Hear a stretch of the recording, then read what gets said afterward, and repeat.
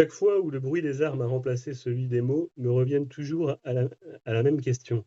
Pourquoi y aller? Cette question que se pose notre auteur renvoie bien évidemment à la guerre, dont le concept sera le sujet de l'émission de ce soir.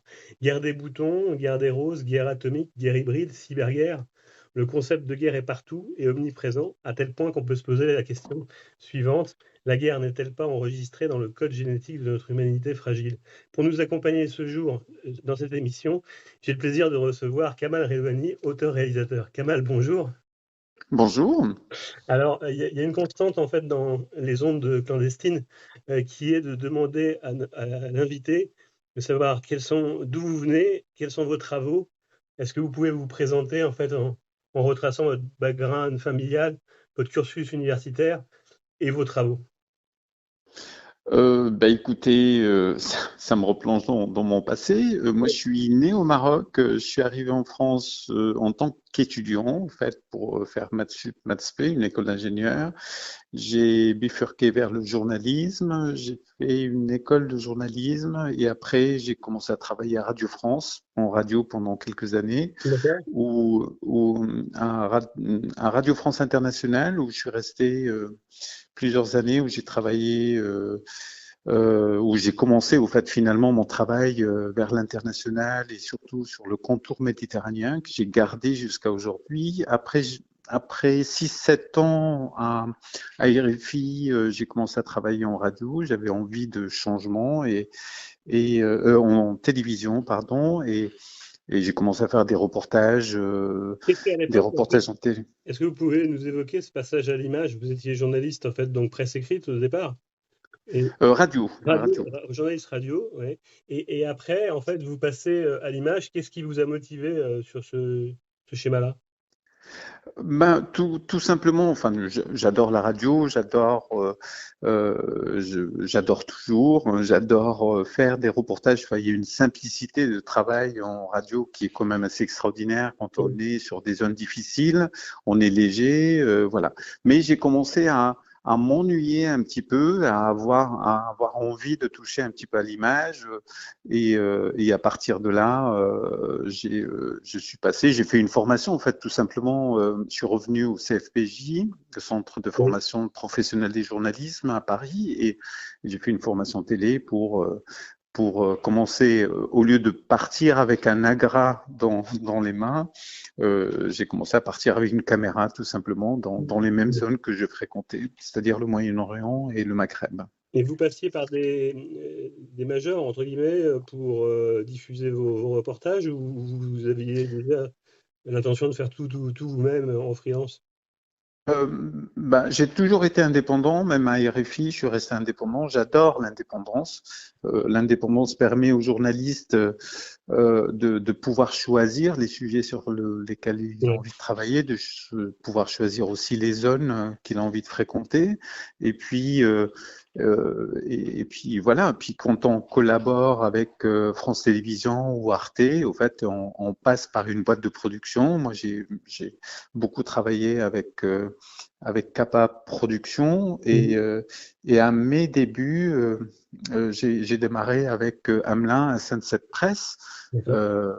qui était lui-même un grand reporter de guerre, en fait, qui a fait tout son Oui. parcours en tant que grand reporter de guerre. Et donc, on avait un grand feeling ensemble, et c'est lui qui m'a donné, au fait, la chance de faire mon premier grand reportage télé. Pas radio, parce que j'en avais déjà fait pas mal, mais en télévision, c'est avec Hamelin que j'ai appris Mhm.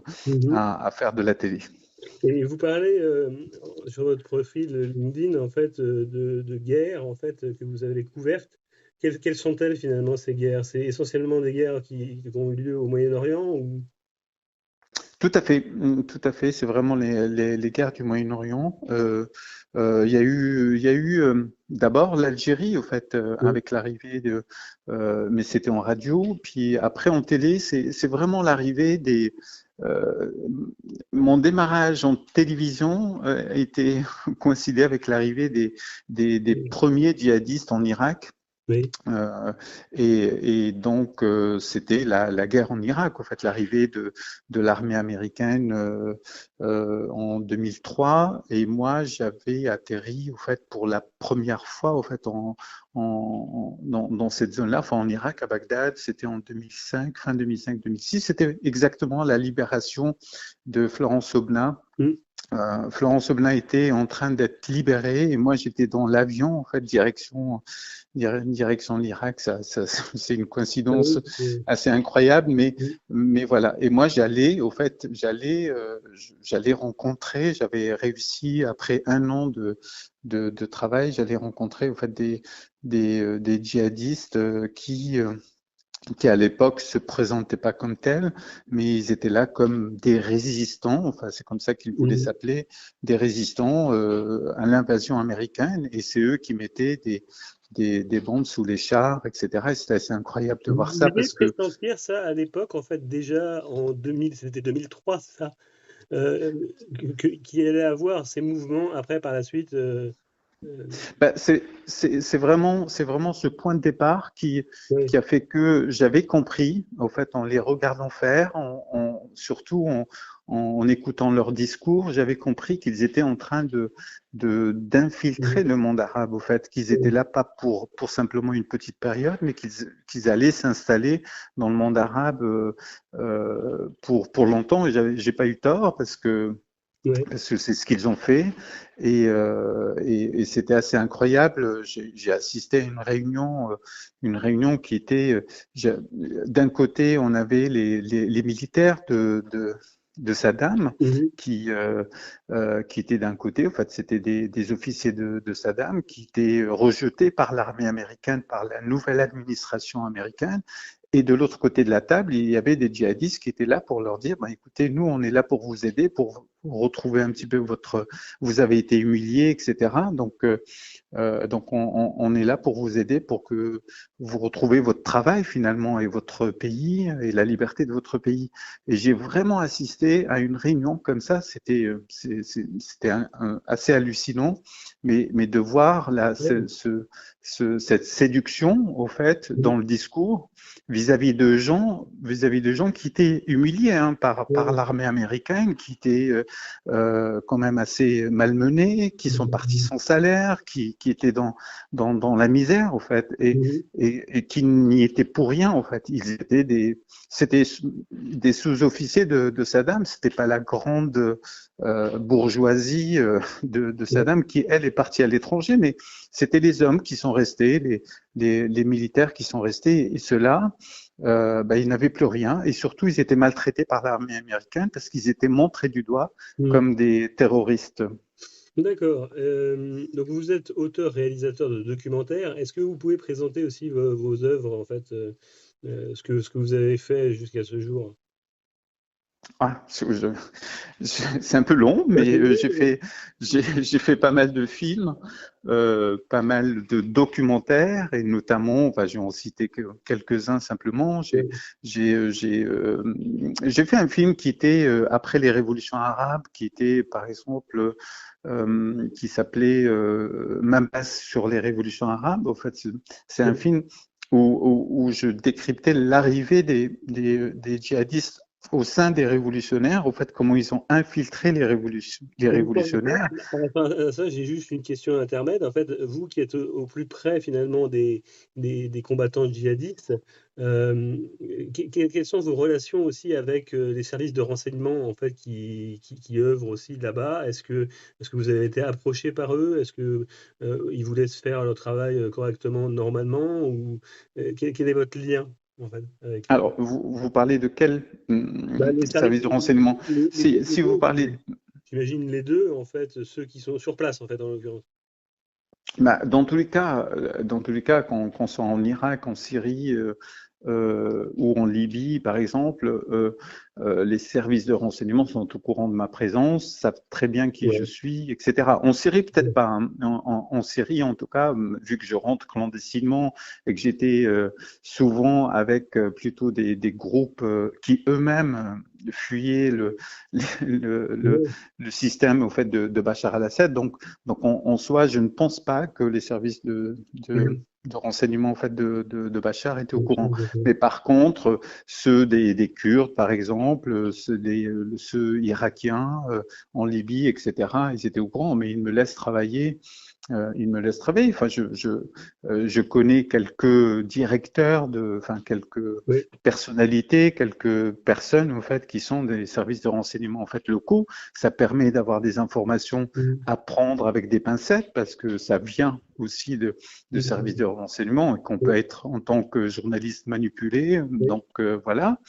Et les services de renseignement européens, Oui. eux, m'ont plutôt contacté au fait à plusieurs reprises. Enfin, j'ai eu des, des, des coups de fil au fait où on me demande des informations, où on me demande des choses comme ça. Mais je reste à l'écart, moi, en tant que réalisateur, en tant que journaliste de ce monde-là, tout simplement parce que c'est une casserole.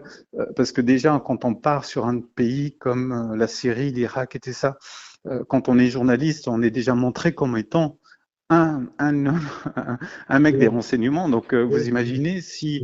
si on a le simple doute au fait qu'on appartient à ce monde-là, ben, on se prend une balle dans la tête ou on Oui, est c'est sûr. kidnappé, etc. C'est sûr.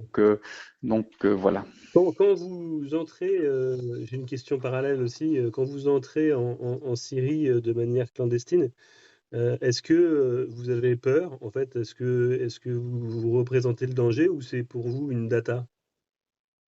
Ah, mais Euh, la peur, je pense que si il y a euh, un journaliste qui n'a pas peur, il a complètement tort. oui, Parce que la peur, ça permet de rester oui. euh, alerte par rapport à ce qui se passe autour de soi. C'est de savoir où on met les pieds, de savoir qui on rencontre, de connaître très bien la zone, la géographie de la zone, les, euh, les, les, les tribus qui dirigent les territoires où on met les pieds. Donc, c'est hyper important d'avoir peur. La peur Mhm. permet de rester en vie. Vous vous souvenez, par exemple, la Et première fois que vous avez perçu la première zone de conflit en fait dans laquelle vous êtes allé, vous vous souvenez de votre impression de la première fois? oui, oui, bien sûr, on s'en Ouais. souvient. Enfin, je me souviens très bien, mais au fait, quand on arrive sur une zone de guerre, c'est assez incroyable parce qu'au fait, à la différence des films, la guerre, les gens vivent dans des zones de Mhm. guerre. Donc, au Mhm. fait, il y a toujours un semblant de vie, il y a toujours Une zone de vie. une population qui est là, etc. Et puis, il y a tout cet aspect, au fait, armes, militaires, etc. Enfin bref, moi, j'ai fréquenté non seulement les clandestins armés, j'ai fréquenté les djihadistes armés, j'ai fréquenté des armées régulières, Mhm. etc. Donc le travail de chacun est complètement, avec chaque groupe est C'est complètement différent. différent. D'accord. L'approche, la vie avec ces groupes est complètement différente. Donc voilà. Mais c'est vrai que on n'oublie pas au fait cette première rencontre Ouais. avec.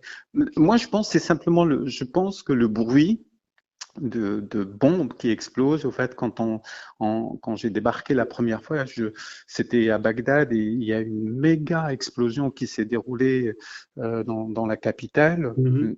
une explosion assez incroyable et je venais à peine d'arriver. Et donc là, on se rappelle de ce moment-là parce que on se dit oui. Oui, c'est pas la vie n'est pas normale au fait parce Ouais. qu'on est à Bagdad, J'ai on bien a compris l'impression que que la ça vie est quand même normale, mais voilà, ça ouais. nous rappelle la réalité de la vie du pays. Mhm. Euh, donc, on va reprendre en fait sur vos travaux. Vous exposiez en fait quelques travaux que vous avez faits. Oui, tout à fait. Donc, je disais que j'avais fait un film sur l'émergence des djihadistes. C'était pour Canal+. C'est l'émergence des djihadistes pendant les révolutions arabes. Oui. Et ça, le film a démarré par simplement une rencontre. Je rentrais clandestinement. C'était vraiment les débuts de la révolution. Je rentrais clandestinement en Syrie et là, je croise un Libyen. Il s'est avéré que ce Libyen que j'ai reconnu par son accent, qui ne portait pas d'armes, qui était juste, on avait l'impression que c'était un touriste qui rentrait clandestinement en Syrie, mais c'est quelqu'un qui venait au fait frapper à la porte des révolutionnaires pour leur proposer leur aide. Et cet homme s'est avéré être le numéro 2 d'Al-Qaïda libyen. Ah oui. euh, et qui était sur place au fait pour préparer la venue finalement de mercenaires, de djihadistes libyens au sein des révolutions. Et, et l'idée du film a démarré après cette rencontre et après j'ai fait le tour au fait des pays où il y avait la révolution. La révolution avait Mhm. démarré, etc. pour enquêter sur la présence des djihadistes au sein des révolutionnaires. Et à l'époque, au fait, la presse était complètement, en fait, applaudissait. Il y avait des très belles photos de révolutionnaires qui faisaient la une et tout ça. Et moi, j'étais vraiment à contre-courant. Et il y avait même, je peux vous dire, il y avait même des collègues à moi, au fait, qui me Mhm. disaient, mais vous êtes pro Bachar al-Assad en disant ça, Mhm. en travaillant sur ça. Je leur dis, mais non, je suis simplement, en fait, c'est une alerte au monde arabe. Moi, je les connais, ces jeunes, je les aime, ces jeunes. Il faudrait qu'ils sachent qui vient leur donner un Mhm. coup de main. Il ne faudrait pas qu'il ouvre la porte à ces gens-là. Il faudrait qu'il y ait des journalistes et des réalisateurs qui racontent ça. Ouais. Donc voilà. Ok, Et donc, après, et oui. après, après, bon, j'ai fait un film aussi pour Canal+ qui est sur la guerre entre les sunnites et les chiites, qui s'appelle Islam contre Islam, et qui raconte finalement, ça donne un éclairage bien précis sur le rapport en fait entre l'Arabie Saoudite et l'Iran Mhm. et entre cette guerre, au fait, entre ces deux mondes arabes, ces deux islams qui s'affrontent et qui Oui. s'affrontent toujours d'ailleurs, malgré tout. Et voilà. Et puis derrière, j'ai travaillé sur des djihadistes étrangers, au fait, qui sont Oui. partis en Syrie, sur la recherche, au fait, des crimes qu'ils ont commis. Et puis dernièrement, en fait, le dernier film que j'ai fait, c'est Oui. sur les femmes syriennes et qui s'appelle Syrie, les femmes dans la guerre. Mhm. Et c'est un film hyper touchant, hyper sensible parce que j'avais envie de raconter celles que je croisais moi sur le terrain Ok. et au fait que je laissais de côté parce que j'étais dans mon enquête sur l'enquête sur les djihadistes, sur ce qui se passe, sur la guerre, etc. Mais au fait, les femmes qui étaient autour, j'avais envie au fait de savoir, mais en fait, les jeunes filles que j'ai rencontrées il y a 10 ans, en fait, qui sortaient dans la rue pour crier leur envie de liberté, de Oui. démocratie. J'avais envie de savoir qu'est-ce qu'elles sont devenues. Donc Mhm. voilà, donc j'ai raconté un petit peu cette révolution syrienne vue avec les yeux des femmes syriennes. Alors, on va y venir sur la projection, en fait, là, le retrait de la force Barkhane, en fait, la montée en puissance, en fait, bon, mitigée maintenant, parce qu'au moment où j'ai écrit le texte, en fait, il n'y avait pas encore tous ces événements, mais la montée en puissance de Wagner, en fait, le chamboulement des plaques, en fait, tant de phénomènes qui laissent se projeter. La CIA édite un document projectif, en fait, sur le monde dans 2040, sur les futures menaces. Est-ce que si vous vous prêtez au jeu de l'apprenti sorcier, quelle serait votre vision du monde et spécifiquement celui du Moyen-Orient de demain? Ah, Comment vous le voyez? c'est réellement pas évident C'est évident. de répondre à cette question-là. Je pense qu'aujourd'hui, Bachar al-Assad a repris son territoire. Je pense qu'on va retrouver un petit peu un dictateur qui va diriger ce pays.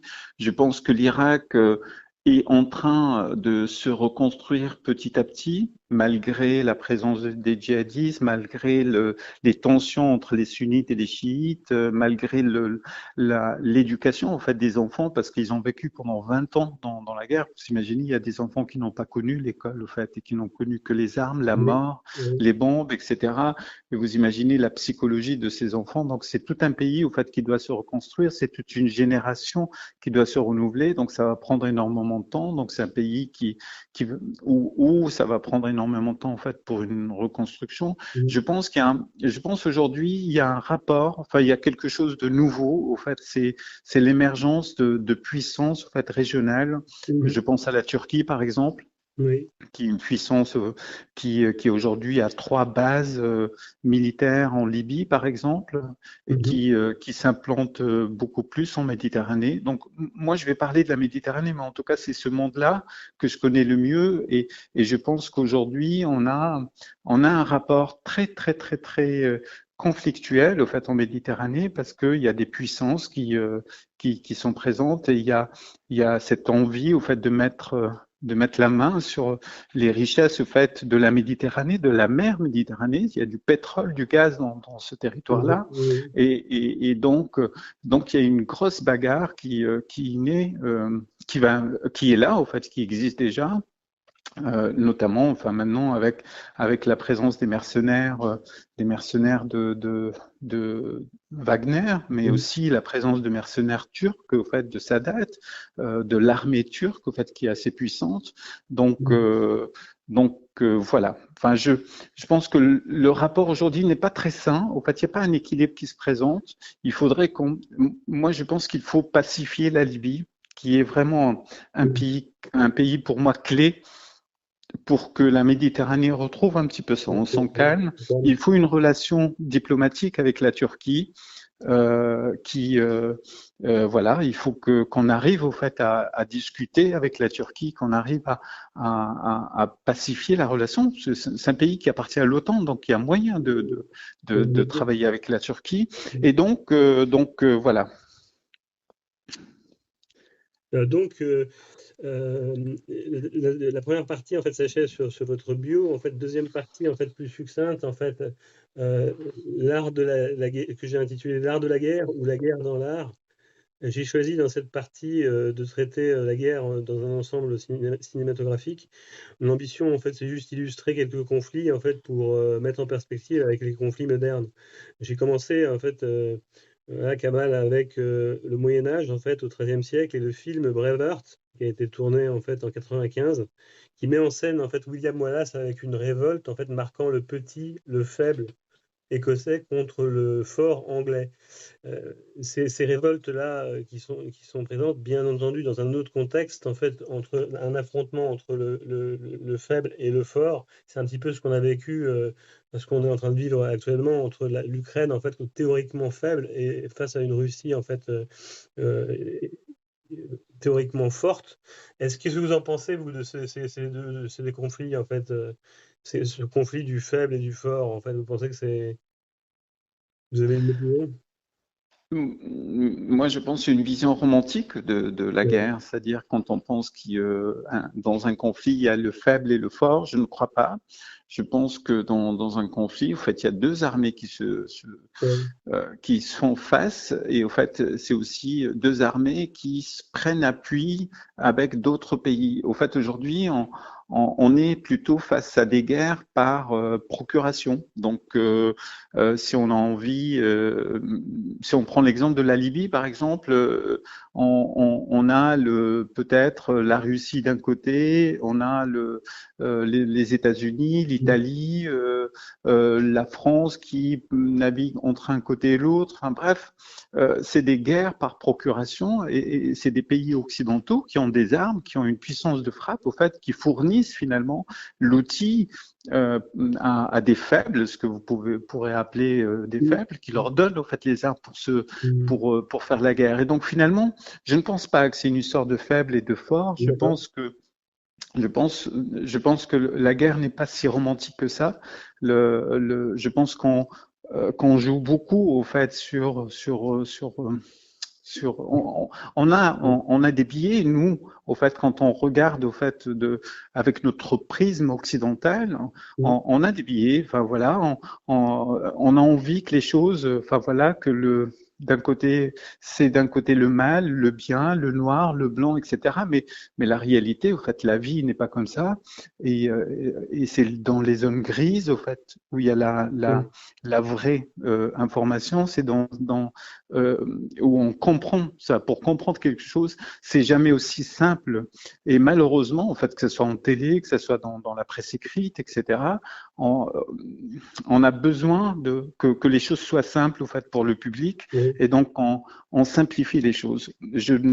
Et c'est pour ça qu'une guerre faible, fort, oui, une guerre avec quelqu'un qui agresse et quelqu'un qui a agressé n'est pas si évidente que ça. oui, Et sur le terrain, franchement, sur le terrain, ça on le voit, on le sait sur le terrain. oui, On le sait parce que même quand on est avec des faibles, on voit parfois des atrocités qui sont commises par des armées qu'on soutient. Donc voilà. Et voilà. Moi, je trouve que la guerre ne devrait pas exister, au fait, Oui, ni faible ni fort. Au fait, il faudrait que on arrive à trouver un équilibre. trouver, voilà. Et aujourd'hui, c'est mon dernier livre qui traite sur les mercenaires et sur l'histoire des mercenaires. En fait, si vous voulez, aujourd'hui, il y a la réapparition de ces soldats, de ces mercenaires qui sont sur le terrain et qui, eux, finalement, sont juste payés pour faire le taf, payés pour Mhm. tuer. Et donc, vous imaginez bien Mhm. qu'ils n'ont aucune humanité, aucune et finalement les crimes de guerre, ils n'en ont rien à faire. Donc voilà, parce qu'ils savent qu'ils ne seront pas jugés. Hmm. Les escalades, en fait, comme on a vu en Ukraine et Russie, là, sur la menace nucléaire, en fait, vous pensez, vous, à titre personnel, en fait, que on peut y avoir recours, alors pas la France, en fait, mais d'autres pays, en fait, avoir recours à l'arme de destruction massive, quoi. J'espère que non. Ouais. J'espère que non. Je n'y crois pas. Je n'y crois pas. J'espère que non. Et même si on pense que Poutine est un fou, je pense qu'il n'appuiera pas sur un bouton en fait nucléaire pour déclencher quelque chose comme ça, parce qu'il sait très bien que que qu'il va tout perdre. Et ça, il le sait. Et donc voilà. Oui, peut-être la Corée du Nord. Ouais. Le dirigeant de la Corée du Nord, qui lui est complètement farfelu, lui, il peut très bien en fait appuyer sur un bouton et envoyer une bombe nucléaire, mais je pense pas à Poutine. Donc, je pense pas que la guerre en Ukraine, ça peut se transformer en une guerre nucléaire. Ça, j'y crois pas. D'accord. Dernière chose, en fait, sur les questions, en fait, je vais vous demander si vous avez une opinion sur un fait, de citer un fait d'actualité, soit nationale, soit internationale, soit les deux, qui vous a marqué. Ah. Oui. Moi, j'aimerais plutôt citer des faits dont on n'a jamais parlé, Oui. tout simplement parce que là, je pars en Libye dans une semaine et dans quelques jours, et je sais que c'est un pays, au fait, dont on parle très peu. Il y a eu, juste il y a quelques jours, il y a eu des combats au fait à Tripoli, dans la capitale, et je pense que très peu de gens ou personne en a entendu parler. Il y a eu 50 morts, une centaine de blessés. Ce sont deux milices qui se sont affrontées, une milice qui est plus proche au fait des salafistes et une autre milice, voilà, qui tient le pouvoir au fait à Oui. Tripoli et qui sont et donc moi je trouve par exemple voilà, il y a des vrais combats qui éclatent au fait dans une capitale qui est à 200 km, 250 km Oui. de l'Europe et dont on ne parle pas du tout. Et je trouve ça vraiment malheureux et triste. Ok, donc ça c'était pour la question de fin. Le mot de la fin, je vous le laisse, un mot succinct en fait sur lequel en fait vous pouvez exprimer votre pensée.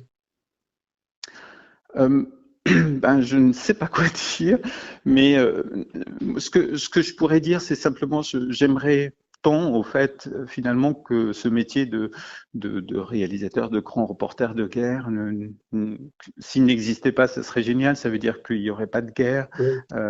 Voilà, moi, au fait, les images de la souffrance humaine, des images des hommes, des femmes, des enfants, moi, que j'ai croisés pendant ces 20 ans de carrière, c'est des images qui me collent à la peau. Donc, j'espère que les journalistes de la génération suivante n'auront pas, au fait, à couvrir des guerres et à avoir ça dans la tête, parce que c'est quelque chose. Je pense que l'humanité est Oui. capable de beaucoup de bien, mais elle est capable de beaucoup, enfin, de mal et d'atrocités.